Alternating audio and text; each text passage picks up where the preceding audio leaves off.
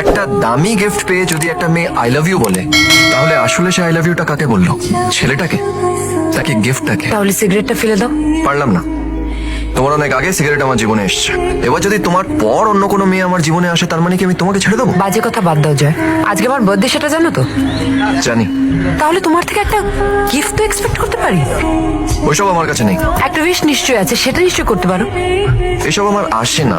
Right, এখানেই তোমার সাথে সিদ্ধার্থর তফাৎ জয়।